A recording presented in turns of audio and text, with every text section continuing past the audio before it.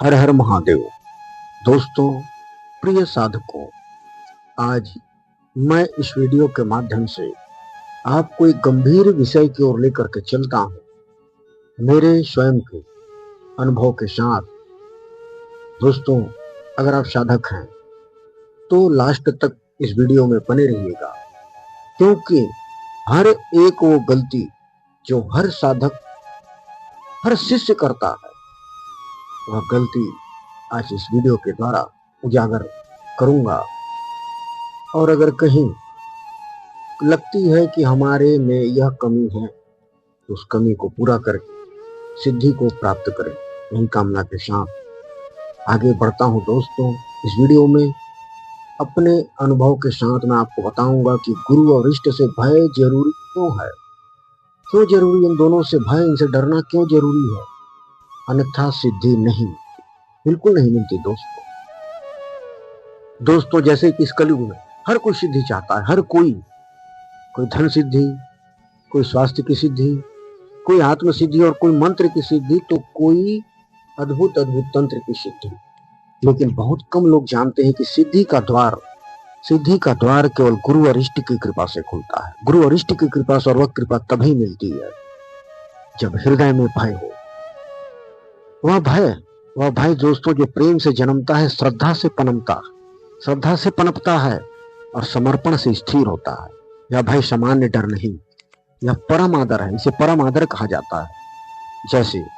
जैसे कि बच्चा पिता से डरता है, जैसे बच्चा जो है अपने पिता से डरता है कि पिता नाराज ना हो जाए, वैसे ही साधक गुरु और इष्ट से डरता है, अपने गुरु और इष्ट से, कि उनकी आज्ञा का उल्लंघन ना हो जाए। हम सबसे पहले बात करेंगे गुरु के भय की। जैसे कि कहते हैं, गुरु ब्रह्मा गुरु विष्णु गुरुदेव महेश्वरा, गुरु साक्षात परम ब्रह्म तस्मै श्री गुरुवे नमः। गुरु साक्षात परमात्मा का स्वरूप है।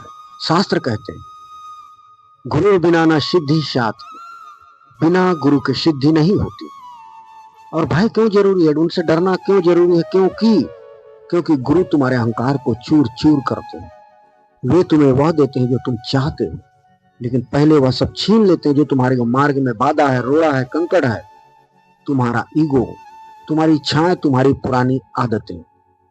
और जब शिष्य गुरु से भय नहीं रखता तो गुरु की आज्ञा को हल्का समझ लेता, हल्का, अरे जाने दो, गुरु जी ने कहा था। लेकिन यह लेकिन ही सिद्धि का सबसे बड़ा दुश्मन। और भय रखने वाला शिष्य गुरु के एक इशारे पर प्राण दे देता है। दोस्तों, वह जानता है कि गुरु जो कह रहे हैं वह मेरे हित के लिए है, भले ही अभी समझ में न आए, जैसे मुझे समझ में नहीं आया। मैं भ्रमित था, लेकिन जब समझ में आया तब जीवन ही बदल गया। जैसे कि रामकृष्ण परमहंस जी अपने गुरु तोतापुरी से कितना भय रखते थे। देखिए, पढ़िए, पुस्तकें सुनिए, जानिए उनके बारे में कि तोतापुरी बहुत कठोर थे, दंड देने के मामले में बहुत कठोर थे। लेकिन रामकृष्ण जी ने उनकी हर आज्ञा मानी, हर आज्ञा, भले ही उनके दंड से शरीर कांप जाए, चाहे कुछ भी हो जाए नतीजा। लेकिन इतना करके उन्होंने अवधूत सिद्धि पाई। रामकृष्ण परमहंस जी ने अवधूत सिद्धि पाई। और दोस्तों, इष्ट से भय की बात, इष्ट वह है जिसे तुमने चुना है।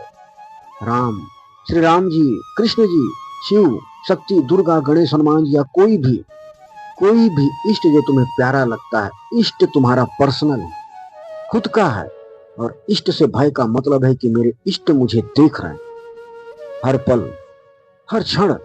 जब तुम अकेले में भी गलत काम करते हो छुप के, तब भी तुम्हें सिगरेट पीने की आदत है, सोचते हो कि माँ बाप पड़ोसी कोई ना देखे, तुम छुप के पीते हो, फिर समय भी भगवान तुम्हें देख रहे होते। कोई भी गलत काम, साधना में बहुत से लोग मंत्र जपते हैं, लाखों हजारों मंत्र प्रतिदिन, 1000, 5000, 10,000, लेकिन सिद्धि नहीं मिलती। क्यों? इसका कारण क्या? इष्ट से भय नहीं।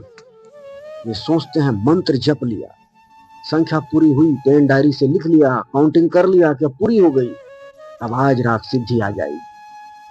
बस सिद्धि आई है। लेकिन इष्ट कहते हैं साधकों की बेटा, मन तो शुद्ध कर। और भक्ति में भय और प्रेम दोनों चाहिए। केवल प्रेम हो तो ढीलापन आ जाता, खाली प्रेम में। केवल भय हो तो सूखापन आ जाता है, सूखापन। और दोनों का मेल ही भक्ति योग है। भय और प्रेम का मिलन ही भक्ति योग। दोस्तों, सिद्धि क्यों नहीं मिलती? सिद्धि इसलिए नहीं मिलती क्योंकि पहला है गुरु आज्ञा का उल्लंघन।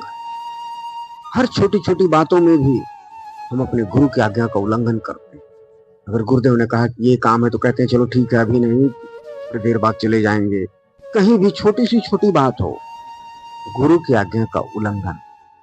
और इष्ट की अपेक्षा दूसरा, मंत्र जप तो आप करते हैं लेकिन इष्ट को याद नहीं करते। हर पल याद नहीं करते। मंत्र जप रहे हैं, मन कहीं और, कभी टांग खुजा रहे हैं, कभी आसन बदल रहे हैं, कहीं मोबाइल देख ले रहे हैं जपते जपते, लेकिन उस समय आप इष्ट को याद नहीं करते। हर पल याद करना है अपने इष्ट को। और अहंकार दोस्तों की मैंने साधना की, इतनी जाप किए, इतनी क्वांटिटी हुई, अब सिद्धि मेरे है, मेरे इष्ट कहना मानेंगे, सिद्धियां चलने लगेंगी, कार्य करने लगेंगी। अहंकार और अधीरता आज के कलयुग में सबसे बड़ी बात है। अधीरता, लोगों के पास समय, हर चीज जल्दी चाहिए, हर चीज, और यह बहुत धीमा है। और गोपनीयता का भंग, सबसे रहस्यपूर्ण बात गोपनीयता का भंग दोस्तों कि लोग गुरु बनाते हैं, इष्ट की साधना करते हैं, लेकिन इतनी बड़ाई करेंगे लोगों के पास कि मैंने गुरु बनाया, मैं इस इष्ट की साधना करता हूँ, मैंने इतने माला कर लिए, मैं इतने दिन पूजा करता हूँ। यह गोपनीयता को भंग करना, इससे सिद्धि नहीं मिलती। और शास्त्र कहता है, शास्त्र इसका प्रमाण है कि गुरु भक्ति फल प्रदा, इष्ट भक्ति सिद्धि प्रदा, अयुक्ता भक्तिस्तु परम मोक्ष कारिका। गुरु भक्ति फलप्रद, इष्ट भक्ति सिद्धि प्रद है, और भय युक्त जो भक्ति है वह परम मोक्षकारी का कहा गया। और इसे कैसे विकसित करें, गुरु और इष्ट से भय कैसे? तो रोज अपने गुरु के फोटो के सामने बैठकर कहो, या गुरु सम्मुख हो तो, गुरुदेव मैं आपका हूं, आप जो कहेंगे मैं वही करूं। और इष्ट की प्रतिमा या चित्र के सामने रो रो कर आर्त हृदय से कहो कि मैं आपका दास हूं प्रभु, मुझे अपनी शरण में रखो। और हर निर्णय से पहले सोचो, हर निर्णय से पहले, कि गुरु और इष्ट को यह पसंद आएगा या नहीं। कोई भी कार्य करने से पहले, अगर आप साधक हैं तो, और आपसे अगर छोटी कोई भी गलती हो, छोटी से छोटी कोई भी गलती होने पर अगर ज्ञान हो जाए तो तुरंत क्षमा मांगो, तुरंत। गुरु की वाणी को शास्त्र मानो, गुरु जो कह रहे हैं वह शास्त्र है, उसे मानो। और इष्ट को अपना सर्वस्व समर्पित कर दो, सर्वस्व, कि प्रभु मेरा सुख, मेरा दुख, मेरा सब कुछ तुम्हें समर्पित है। दोस्तों, भाई और बहनों, सिद्धि कोई खेल नहीं है, यह जीवन मरण का प्रश्न है। और गुरु और इष्ट तुम्हारे माता पिता से भी बढ़कर हैं। कहा गया है कि गुरु बनाने का मतलब एक और घर बनाना, एक और घर बसाना। हमें सिखाया गया था, हमने इन चीजों को माना, और आज हम धन्य हैं गुरु के आशीर्वाद से। दोस्तों, गुरु एक और घर है। जैसे अपने घर का ख्याल रखते हैं कि क्या चाहिए, राशन चाहिए, क्या नहीं चाहिए, क्या होना चाहिए, उसी प्रकार गुरु का भी ख्याल रखना पड़ता है, अपने माता पिता से भी बढ़कर। उनसे डरना पड़ता है, उनसे डरो, उनसे प्रेम करो, उनके चरणों में गिर जाओ। और जो साधक गुरु और इष्ट से सच्चा भय रखता है, उसके लिए सिद्धि स्वयं आती है। दोस्तों, हमने 7 दिन की साधना की, 11 दिन की साधना की, 21 दिन की साधना की, 1.25 महीने की साधना की, और 7 दिन, 10 दिन, 11 दिन में हमने सिद्धियों को प्राप्त किया।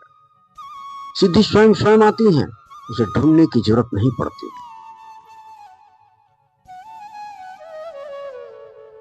और सुनो दोस्तों, सबसे बड़ी गलती क्या है? सबसे बड़ी गलती जब शिष्य गुरु को केवल मनुष्य समझने लगता है, सिर्फ मनुष्य।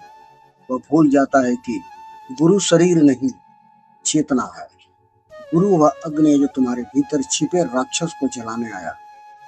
जब तक शिष्य गुरु से भीतर थोड़ा कांपता नहीं, तब तक उसका अहंकार नहीं टूटता। और बिना अहंकार टूटे न मंत्र जागेगा, न शक्ति उतरेगी, न साधना आगे बढ़ेगी।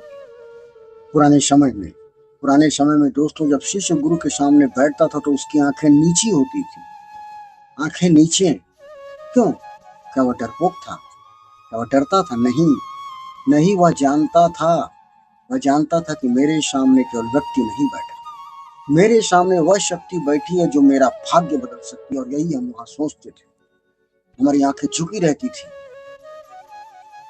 और गुरु का भय यह नहीं कि गुरु मार देंगे, श्राप देंगे, नहीं। गुरु का भय यह है कि मैं गुरु की कृपा खो ना दूं। यही सबसे बड़ा भय है। एक सच्चा साधक दुनिया से नहीं डरता, लेकिन एक बात से कांपता है, कहीं गुरु मुझसे दूर ना हो जाए। क्योंकि वह जानता है कि जिस दिन गुरु की कृपा हट गई, उस दिन साधना केवल अभिनय बन जाएगी। और क्यों टूट जाती है साधनाएं दोस्तों? आज हजारों लोग मंत्र जप रहे हैं, माला घूम रही है, लेकिन शक्ति नहीं उतर रही है। क्यों? क्योंकि मंत्र से पहले पात्रता चाहिए, और पात्रता तब आती जब भीतर मर्यादा हो। बहुत लोग कहते हैं मैंने इतना जप किया, लेकिन प्रश्न यह नहीं कि तुमने कितना जप किया, कितना लाख जप किया। प्रश्न यह है कि तुम्हारे भीतर कितना समर्पण था, तुम गुरु से कितना डरते थे, तुम इष्ट के सामने कितने सच्चे थे। आज आज एक बहुत बड़ा गहरा रहस्य सुनिए दोस्तों, कि जिस दिन साधक को यह अनुभव होने लगे कि मेरा इष्ट मुझे देख रहा है, उस दिन से उसका जीवन बदलने लगता है। फिर वो अकेले में भी गलत नहीं कर पाता। क्यों? क्योंकि भीतर एक कंपन होता है, मेरे भैरव देख रहे हैं, मेरे महाकाल देख रहे हैं, मेरी माँ काली सब जानती है। यही भय मनुष्य को पाप से रोकता है। तो साधना का रहस्य, भैरव की साधना खिलौना नहीं है। बहुत लोग केवल आकर्षण में आ जाते हैं, खाली सुनकर के उनके आकर्षण में, कि कहीं काला वस्त्र पहन लिया, सिर से लेकर कोई पैर तक सिर पे बांध लिया काला कपड़ा, रुद्राक्ष पहन लिया, खूब सारा 2 मंत्र सीख लिए, और सोच लिया कि अब मैं तांत्रिक बन गया, अब मैं तांत्रिक बन गया दोस्तों। लेकिन भैरव भीतर देखते हैं, वह तुम्हारी वाणी नहीं देखते, वह तुम्हारा चरित्र देखते हैं, तुम्हारा चरित्र। भैरव उस साधक को शक्ति नहीं देते जो भीतर से गंदा हो, भीतर से गंदा हो। और यदि कोई अहंकारी होकर शक्ति लेने की कोशिश करे, तो वही शक्ति उसके विनाश का कारण भी बन जाती है। और तंत्र में भय क्यों रखा गया? इसे भय रखा गया, शास्त्रों में वर्णित है दोस्तों कि तंत्र में भय रखा गया। क्यों? तंत्र में नियम इतने कठोर क्यों?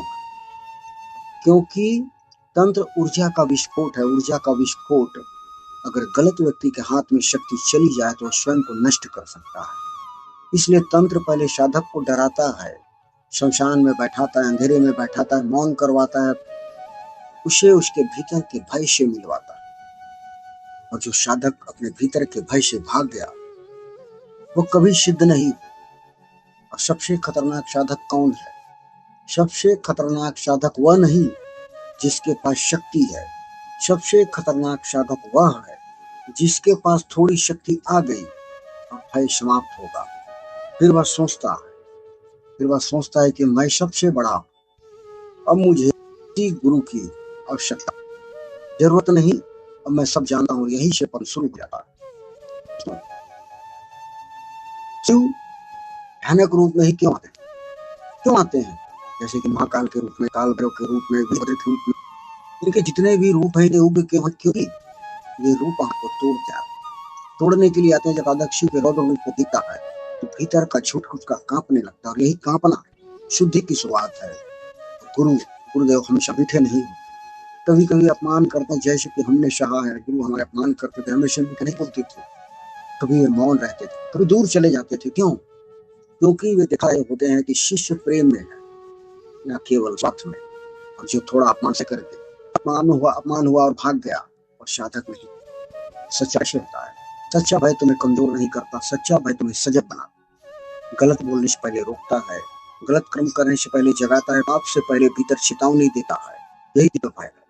अघोर का रहस्य दोस्तों, अघोर कहता जो शिव से नहीं डरता और संसार से डरता, लेकिन जिसने शिव के नियमों को स्वीकार कर लिया, उसके भीतर संसार का भय धीरे धीरे समाप्त होने लगता है।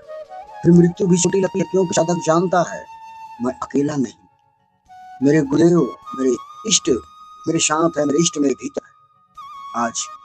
आज दोस्त मैं आपसे आप पूछिए, क्या तुम्हारी साधना में अभी भी मर्यादा है? क्या तुम्हें अभी भी गुरु की कृपा खोने का भय है? क्या तुम्हें गलत कर्म करते समय तक कभी होती है? अगर नहीं होती तो सावधान हो जाओ साधकों, दोस्तों की साधना केवल मंत्र नहीं, साधना चरित्र रखो, लेकिन मर्यादा वाला प्रेम, भक्ति रखो लेकिन अनुशासन वाली भक्ति, और भय रखो लेकिन ऐसा भय जो तुम पाप से रोके, जो तुम्हें गुरु के चरणों में झुकाए, नतमस्तक कर दे, जो तुम अहंकार से बचाए। क्योंकि सच्चे साधक के भीतर यह दीप पहचान जाता है, उसी दिन से उसकी सिद्धि का द्वार खुलना शुरू हो जाता है।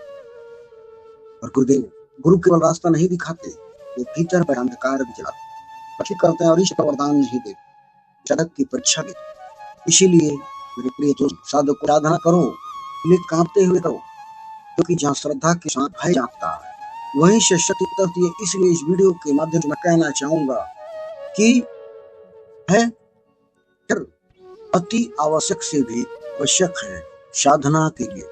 अगर मेरी वीडियो आपको पसंद आती हो, दोस्तों को लाइक करें, कमेंट करें, सब्सक्राइब करें। फिर मिलते हैं अगली वीडियो में, तब तक के लिए हर हर महादेव।